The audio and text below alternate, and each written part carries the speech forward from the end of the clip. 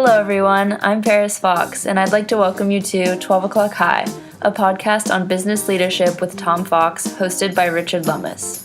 Welcome to another episode of 12 O'Clock High, a podcast about leadership. This is Richard Lummis. I'm here with Tom Fox for another discussion on how to improve our leadership skills by learning from others, drawing lessons from many sources, including history, fiction, film, and business writing. Welcome back, Tom. Thank you, Richard. We're recording this during award season, so today's podcast is a continuation of our ongoing series, Extracting Leadership Lessons from Award-Winning Movies. Today we're going to discuss the 1981 Best Picture Oscar-winning movie, Chariots of Fire. Most of us, at least of a certain age, remember the soundtrack by Vangelis. The title comes from William Blake's poem, Jerusalem, from which we also get the phrases dark satanic mills and England's green and pleasant land. The basic plot follows two British runners in their path to the 1924 Paris Olympics. One, Harold Abrahams, is the son of a Lithuanian Jew/London financier studying at Cambridge to become a lawyer. The other, Eric Liddell, is the China-born Scottish son of a Christian missionary. Two key plot points are that Abraham hires Sam Musamini, a half-Italian, half-Arab professional coach, to improve his performance. And Liddell refuses to run on the Sabbath when the godless frogs have scheduled the heats for the 100 meters. So, Tom, where shall we start? What lessons do you think we can learn from these athletes from a bygone era? Well, Richard, first of all, it's great to be back with our Best Picture or Leadership Lessons from the Oscars during the Oscar season. So I'm glad we could do that again this year. But I really, in researching this movie, I found quite a bit of leadership lessons. And the three main characters that you mentioned from Chariots of Fire represented actually three different types of leadership. The first, Eric Liddell, clearly charismatic. Many of the scenes, or particularly the first half of movie scenes, showed Liddell preaching to crowds after races, before races, giving testimony, a level of humility where he would not only work with children, but give autographs and help them out. He preached in churches, talked about things that were important to him, which was his mission as he sought to spread the word of God. Then we had Harold Abrams. And Harold, I think today's phrase would be, he's wound a little tight. And there were some great lines in here. First, from Sam Musamini, that says a 100-yard dash, which what Abrams ran, is a short sprint run on nerves. It's tailor-made for neurotics. And Mr. Abrams was definitely a neurotic. Nevertheless, he sustained a very large transformation and truly became a transformational leader because of the innate drive he had. And finally, Sam Musamini was the professional coach hired by Abrams. And Musamini was a different type of leader. He was a very directive leader. And so I found leadership lessons from each one of those, and perhaps we can unpack them sort of one at a time, starting with Liddell. So he really probably had the most God-given talent of anyone portrayed in the movies. And he ran because he loved running, and he loved running, period. And he really seemed to uphold or embody the Olympic motto of Situus, Altius, and Fortius, which translates to swifter, higher, stronger, which became the Olympic motto in 1924. And his racing scenes early on demonstrated a level of not only ability and commitment, but as a leader, Liddell possessed a outstanding emotional intelligence. He was self-aware. He was good at understanding not only what motivated himself, but what motivated others. And that went to both his ministry, his working with children, and within his family, as he would talk to family members who questioned his devotion to their missionary work in light of his running, where he tied both together and explained them in a way that allowed at least him to try and articulate a reason for both. Also, he had a high level of self-management, certainly training in a key race scene. He was knocked down by a French runner and stood up and not only caught the pack after cleaning himself off, but also won the race. And the research I saw, the people who actually saw that found that to be one of the greatest races they'd ever seen, just basically on the raw determination of Eric Liddell. Yeah. Well, that's interesting. And then, actually, I want to address a very minor character who was Lindsay. I'm not sure if he held the title yet, but he was either a lord or the son of a lord. In one scene, he's running the hurdles Yes. to improve his form with glasses of champagne balanced on each hurdle. But at the climactic scene where Liddell refuses to run in the heats on Sunday, with this impasse, the head of the British Olympic Committee has tried to convince the French to change it, hoping to play off their debt to England from the Great War and their innate unscrupulousness, and failed. The Prince of Wales, later Edward VIII, also tries to convince Liddell, and he stands firm. And the only thing that broke the impasse was when Lindsay steps up and says, well, I've already won a silver medal. Why don't you take my place in the 400? So that's sort of a sacrificial form of leadership, which we've never really discussed. You're absolutely right, and that's a great point. First of all, though, I once upon a time tried to run the hurdles, and actually we put pennies on them. That's how you could tell if you'd hit a hurdle. So I prefer the champagne. I think that probably knowing you would also prefer to have your lead servant there lining it up for you. But of course, and then having a nice cool refresher. If not running them. Yes, if not running them for you. So, but for in that scene, or the climactic scene when they're trying to make the determination of when and which race Liddell will race in, I think a key leadership point was at some points, sometimes you just have to firmly say, I'm not going to compromise. Yeah. And he wouldn't compromise. And that led to, it was Lord Lucan. Lindsay became Lord Lucan. Actually, he was Lord Lucan during the movie, so he must have gotten the title when his father passed away.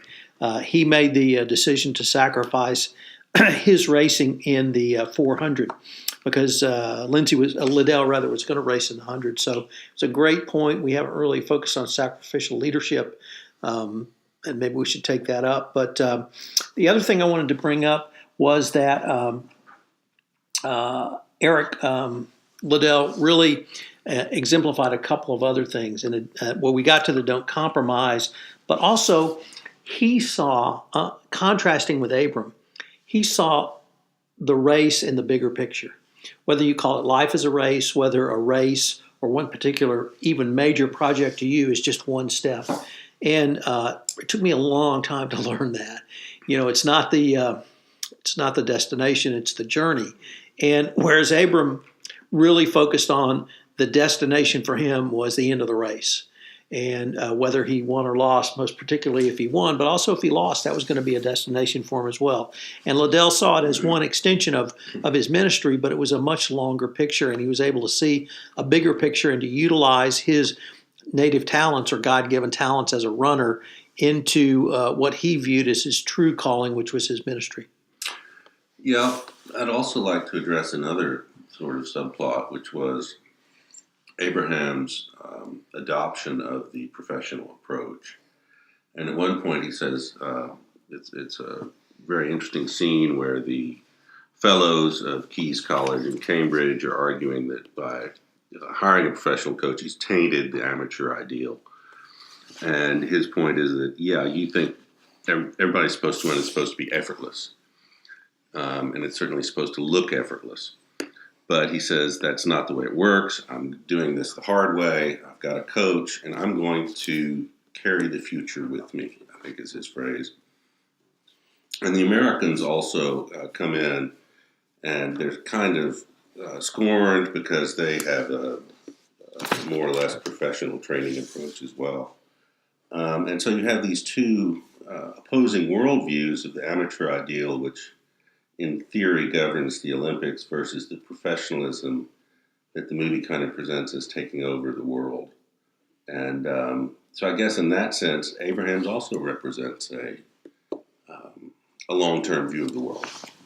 Let me start with that to talk about Abrams, because you're absolutely right. In the scene where Sir John Gielgud plays one of the fellows of his college, I think Cassius College, Cambridge, and the quote you have is absolutely correct. And Abrams' reaction to it really revealed something to me, which is his innovative way of thinking. And he recognized that even with as much talent as he had, his innate talent, he needed a professional coach to take him to another level. And I'd highlighted that quote as well, where he said, "I believe in the pursuit of excellence, and I'll carry the future with me." And I'd really focused on the first part of that, not the second part. And in the pursuit of excellence, he needed additional technical skills. I don't think it was really a technical approach, or technology rather, but it was greater technical skills in his training. And but Abrams, as I said, he was wound pretty tight, and he had a lot of inner demons. In the movie, it was presented as being a stranger in a strange land, the son of a Jewish immigrant in a largely Anglo Christian environment. Nevertheless, he really internalized the running to define him, as opposed to Liddell. And at one point, he and Liddell raced, and he lost to Liddell.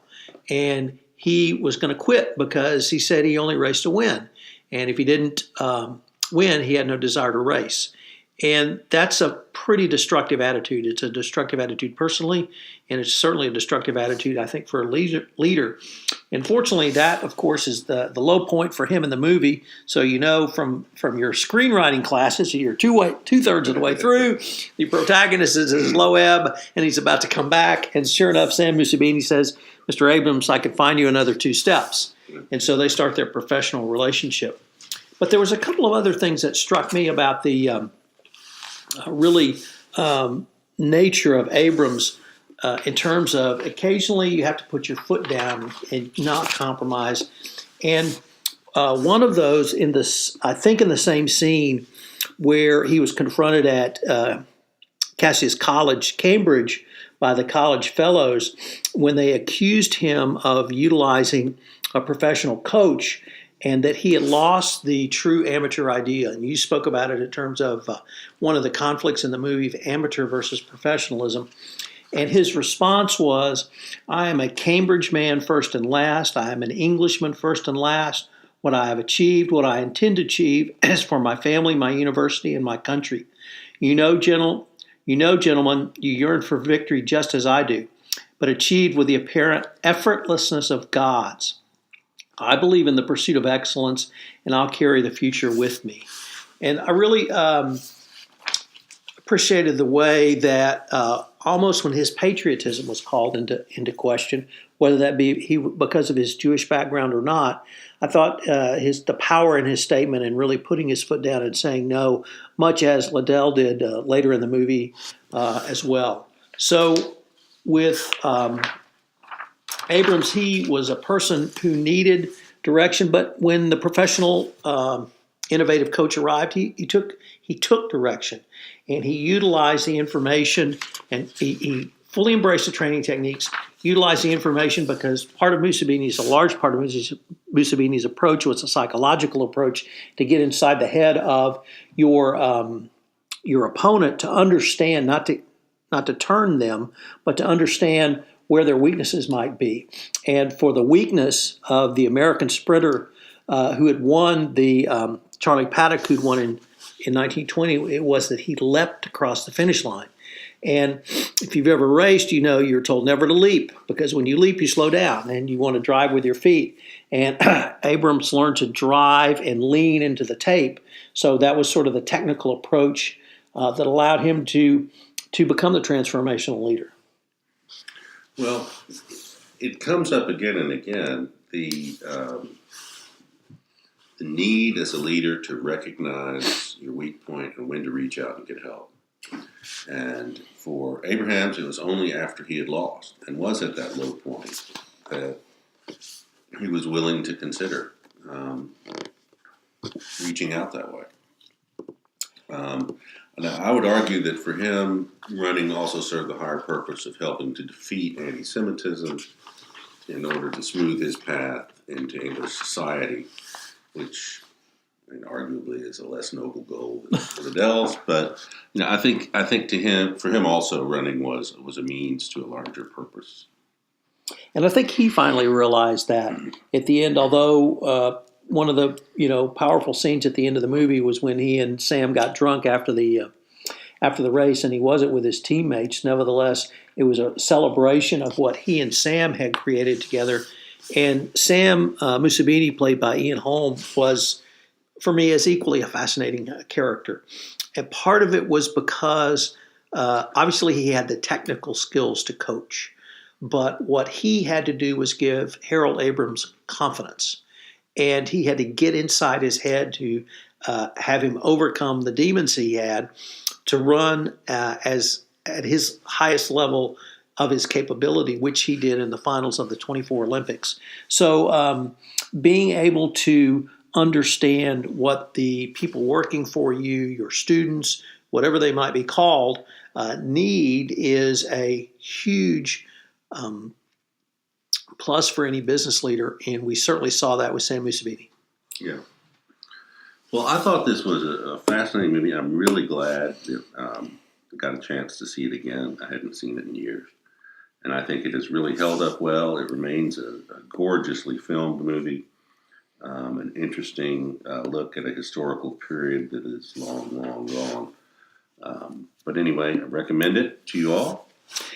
And I would just add, Richard, that for the other thing that struck me was the period pieces and the information it communicated about that time at that point in English society.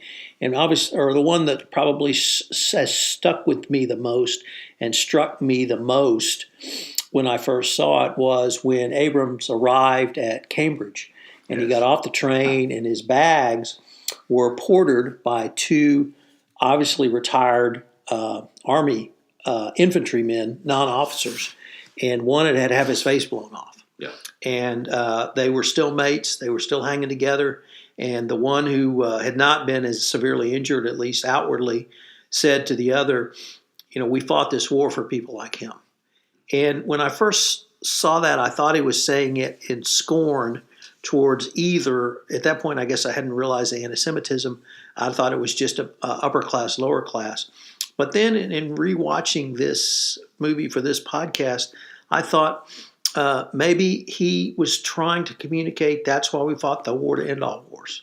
Yeah. And then the second point was when they had their inaugural dinner at Cassie's College, when they appointed the all-male student body to the list of Cambridge men killed in the war. Right. And you saw the human toll of what it did to the United Kingdom and, as the Brits would say, our million dead from World War I. So just those sorts of pieces showed where British society was, even in 1924. For as much as you and I like history, we love to see those little tidbits that really bring history to the fore. Yeah. No, it's a well-made movie. I highly recommend it. And I'm pleased how many leadership lessons we were able to extract from it. Well, until next time, it's Richard Lummis and Tom Fox with 12 O'Clock High.